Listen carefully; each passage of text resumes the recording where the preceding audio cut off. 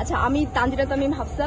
আমি ছাত্র সংগঠনে আছি, বাংলাদেশ গণতান্ত্রিক ছাত্র সংসদের জয়েন্ট সেক্রেটারি, ঢাকা বিশ্ববিদ্যালয় শাখা। যদি বলি তার মেয়ে এসে কি করে গিয়েছে এবং 24 কিন্তু সেটি দেখিয়ে দিয়েছে, এবং এটাই আমরা বলছি যে ইতিহাস কিন্তু সে আসলে কি ছিল এবং কি হয়েছে সেটা কিন্তু আমাদেরকে বুঝিয়ে দিচ্ছে। এবং সে আসার পরে তার সময়কার যে নেতাগুলোকে সে যেভাবে ডমিনেট করেছে এবং তাদেরকে যেভাবে ইতিহাস থেকে একপেশে করে রেখে শুধুমাত্র নিজেকে জাহির করেছে, সেই ব্যাপারটা আসলে প্রমাণ করে যে সে আসলে ওই পর্যায়ের নেতা হতে পেরেছিল কি না। এবং সে যদি হয়েও থাকে তার পরবর্তীতে সে তার আসলে অ্যাক্টিভিটিস গুলো কি ছিল এবং সে এখন জনগণের মধ্যে কি রকম ভূমিকা পালন করছে, জনগণ আসলে তাকে নিয়ে কি ভাবছে, সেটা জনগণের কাছে জিজ্ঞাসা করলে আমার মনে হয় যে আপনি আরো ভালো উত্তর পেয়ে যাবেন। আচ্ছা, আমি তানজিরা তামিম হাফসা।